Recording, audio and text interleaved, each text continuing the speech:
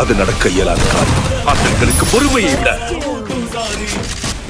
சுயமரியாதை மிக முக்கியம். இதுதான் எங்கள் ஸ்பார்டன் சட்டம்.